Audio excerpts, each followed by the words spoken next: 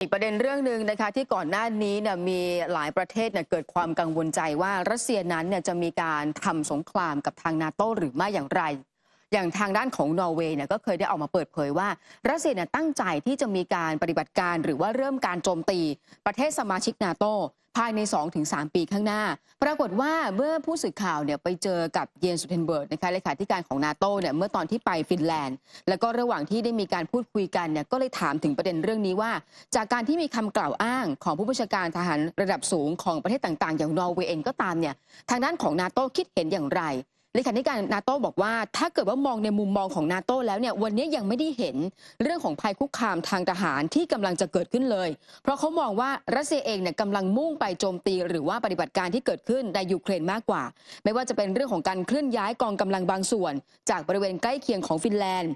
จะส่งไปที่ยูเครนหรือแม้ว่าในส่วนของการปฏิบัติการโจมตีตอบโต้ระหว่างรัสเซียยูเครนนั้นจะสิ้นสุดลงก็ตามก็ยังคงต้องใช้เวลาสักระยะหนึ่งในการสร้างความแข็งแกร่งขึ้นมาใหม่ดังนั้นเหตุและผลมันจึงไม่มีในการที่จะมีการปฏิบัติการตอบโต้หรือว่าโจมตีมาที่ประเทศสมาชิกของนาโต้ขณะเดียวกันนะคะผู้นำของฟินแลนด์ประธานาธิบดีอเล็กซานเดอร์สตรัปก็ในขณะที่มีการร่วมแถลงข่าวเนี่ยก็คิดเห็นเหมือนกันว่าประเด็นเรื่องนี้มันไม่น่าจะเกิดขึ้นแล้วก็ค่อนข้างไม่น่าเชื่อทั้งเรื่องของการเบี่ยงเบนประเด็นต่างๆแล้วก็การโจมตีประเทศสมาชิกนาโต้นั้นเนี่ยที่สุดแล้วมันมีค่าใช้จ่ายสูงเกินไปสำหรับรัสเซียค่ะครับในขณะที่มีความเคลื่อนไหวของประธานาธิบดีโจไบเดนผู้นำสหรัฐนะครับให้สัมภาษณ์พิเศษกับทางด้านเดวิดมูเออร์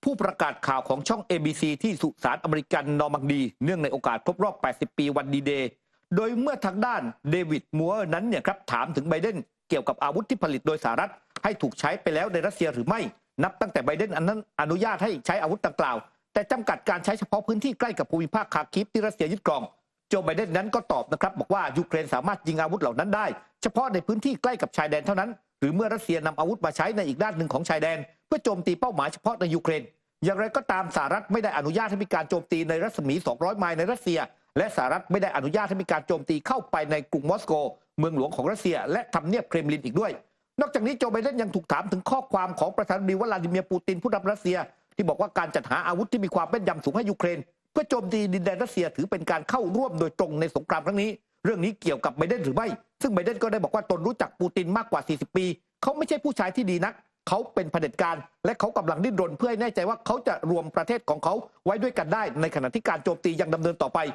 ขณะเดียวกันหลังจากที่คำให้สัมภาษณ์ของโจไบเดนถูกเผยแพร่ออกไปทางด้านมิคาอิลกาลูซินรัฐมนตรีช่วยว่าการกระทรวงต่างประเทศของรัสเซียได้ออกมากล่าวกับผู้สื่อข่าวนอกรอบการประชุมเศรษฐกิจระหว่างประเทศที่เซนต์ปีเตอร์เบิร์กของรัสเซียว่าคำพูดของโจไบเดนเป็นการดูถูกเหยียดหยามมากจนตนสงสัยว่าเจ้าหน้าที่ระดับสูงเช่นนี้สามารถแถลงเช่นนี้ได้อย่างไ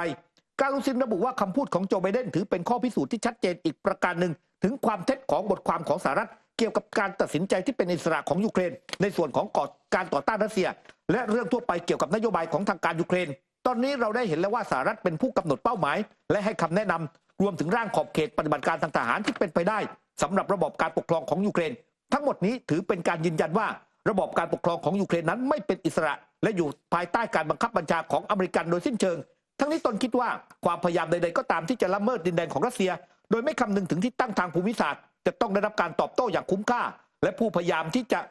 โจมตีรัสเซียด้วยวิธีนี้จะต้องเสียใจอย่างที่สุดนับตั้งแต่รัสเซียนั้นปฏิบัติการทางทหารในยูเครนนั้นก็ได้เริ่มต้นความขัดแย้งของภูมิภาคนี้กินเวลานานกว่า2 ปีครึ่งโจไบเดนนั้นลงนามในการช่วยเหลือทางทหารและมนุษยธรรมสำหรับยูเครนรวมถึงปัจจุบันอยู่ที่มูลค่า 1.75 แสนล้านดอลลาร์สหรัฐแล้วนะครับยังอยู่ที่ความเคลื่อนไหวระหว่างสหรัฐอเมริกากับรัสเซียนะคะเนื่องจากว่าอัยการของรัสเซียนั้นได้มีการเปิดเผยนะคะว่ามีการจับกลุ่มพลเมืองสหรัฐที่ชื่อว่ายูริมาเลฟคนนี้เนี่ยถูกควบคุมตัวตั้งแต่ก่อนการพิจารณาคดีตั้งแต่ช่วงธันวาคมปีที่แล้วเนื่องจากว่าพฤติการของเขาเนี่ยมีการโพสต์รูปภาพและก็ข้อความบนสื่อออนไลน์ถึง2โพสต์เนื้อหาดูหมิ่นเรื่องของริบบิ้นเซนต์จอร์จในเดือนมิถุนายนปี65แล้วก็เดือนพฤษภาคมปีที่ผ่านมาคือ2โพสต์ที่เขามีการโพสต์เนี่ยอย่างโพสต์แรกก็เป็นรูปภาพริบบิ้นสีส้มแล้วก็สีดำพร้อมกับมีคำบรรยายที่ไม่เหมาะสมโพสต์ที่2นะคะเป็นภาพศพพร้อมกับคำแนะนำในการติดริบบิ้นเซนต์จอร์จที่ถูกต้อ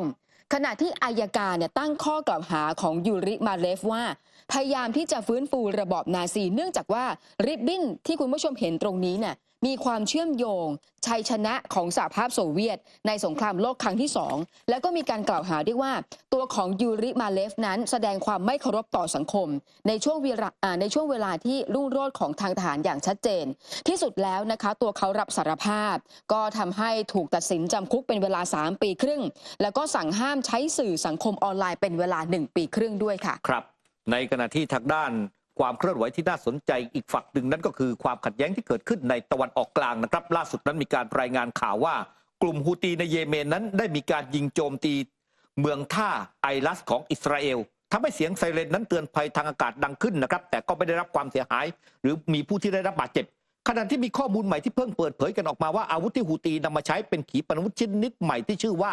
ปาเลสไตน์นะครับโดยฮูตีนั้นมีการเผยแพร่คลิปแสดงนาทีขีปนาวุธปาเลสไตน์ที่มีหัวรบลวดลายเคฟิยะหรือว่าผ้าพันคอลายตารางหมากรุกของชาวปาเลสไตน์กำลังทะยานขึ้นจากฐานยิงเคลื่อนที่ก่อนพุ่งไปในอากาศอย่างรวดเร็วพร้อมกับควันสีขาวพวยพุ่งออกจากเครื่องยนต์ซึ่งควันสีขาวมันมักมากับขีปนาวุธเชื้อเพลิงแข็งผู้สื่อข่าวรายงานนะครับว่าขีปนาวุธเชื้อเพลิงแข็งสามารถติดตั้งและยิงได้เร็วกว่าขีปนาวุธเชื้อเพลิงเหลวซึ่งนั่นเป็นจุดอ่อนของกลุ่มฮูตีเนื่องจากฐานยิงมิสไซล์ของฮูตีนั้นตกเป็นเป้าถล่มของสหรัฐและกองกำลังพันธมิตรซ้ำแล้วซ้ำเล่าตลอดหลายเดือนที่กลุ่มฮูตีนั้นเนี่ยครับได้มีการโจมตีเรือสินค้าในทะเลแดงมีครั้งหนึ่งที่ฮูตีนั้นถูกโจมตีตั้งแต่ยังไม่ทันได้ยิงขีปนาวุธนะครับโดยฮูตีนั้นบอกว่าปาเลสไตน์เป็นขีปนาวุธทำขึ้นมาเองแต่ไม่เคยมีข้อมูลมาก่อนว่ากลุ่มฮูตีนั้นเนี่ยครับมีศักยภาพในการผลิตขีปนาวุธที่ซับซ้อนและระบบนำวิถีที่รับรู้กันก็คือว่าเขี้ยวเล็บของฮูตีนั้นมาจากอิหร่านตั้งแต่ช่วงทำสงครามกลางเมืองในเยเมนอิหร่านยืนกรานไม่ได้ติดอาวุธให้กับฮูตีแต่เรือที่สหรัฐและพันธมิตรเคยสกัดยึดได้ขณะมุ่งหน้าไปเยเมนพบทั้งอาวุธเชื้อเพลิงจรวดและส่วนประกอบอาวุธจากอิหร่านและเป็นที่น่าสังเกตว่าการออกแบบขีปนาวุธปาเลสไตน์นั้นคล้ายๆกับขีปนาวุธฟัตตาหรือว่าผู้พิชิตในภาษาฟาร์ซีที่พัฒนาโดยกองกำลังพิทักษ์การปฏิวัติอิสลามของอิหร่านหรือว่า IRGC อิหร่านเองนั้นก็เปิดเผยชมขีปนาวุธฟัตตาเมื่อปีที่แล้วโดยบอกว่ามันสามารถเคลื่อนที่ด้วยความเร็วสูง15 มัคหรือเป็นความเร็วเหนือเสียง15 เท่ามีพิสัยทำการเนี่ยครับ 1,400 กิโลเมตรซึ่งสั้นกว่าระยะจากเมืองไอลัสกับพื้นที่ที่ฮูตีควบคุมในเยเมนเล็กน้อยแต่สามารถตั้งค่าขีปนาวุธใหม่เพื่อเพิ่มพิสัยการยิงได้ก่อนหน้านี้ในเดือนมีนาคมผู้สื่อข่าวนั้นมีการรายงานข่าวนะครับว่าฮูตีนั้นมีขีปนาวุธความเร็วเหนือเสียงในครอบครองด้านฟาเบียนอินผู้เชี่ยวชาญอาวุธและนักวิจัยจากสถาบันยุทธศาสตร์ศึกษาระหว่างประเทศก็บอกว่าแม้บอกไม่ได้แบบฟันธงว่าปาเลสไตน์นั้นเป็นขีปนาวุธรุ่นใดแต่บอกได้อย่างมีความเป็นไปได้สูงว่านี่คือขีปนาวุธขับเคลื่อนด้วยเชื้อเพลิงแข็งนำวิถีแม่นยำที่อิหร่านจัดหาให้ส่วนอาวุธไฮเปอร์โซนิกอาจเป็นความท้าทายอย่างสำคัญต่อระบบป้องกันขีปนาวุธและความเร็วและความสามารถทางเชิงกลยุทธ์ที่ขีปนาวุธนำวิถีมีเส้นโคจรที่ระบบป้องกันอย่างแพทริออตของสหรัฐคาดการและวิถีสกัดได้แต่หากเป็นขีปนาวุธที่เคลื่อนที่ไม่ปกติและเปลี่ยนทิศทางได้อย่างขีปนาวุธไฮเปอร์โซนิกการสกัดกั้นจะยากกว่ากระนั้นก็ยังไม่ชัดเจนว่าขีปนาวุธปาเลสไตน์ของฮูตีนั้นมีศักยภาพระดับใดกันแน่เป็นขีปนาวุธระดับไฮเปอร์โซนิกใช่หรือไม่ใช่อย่างไรครับ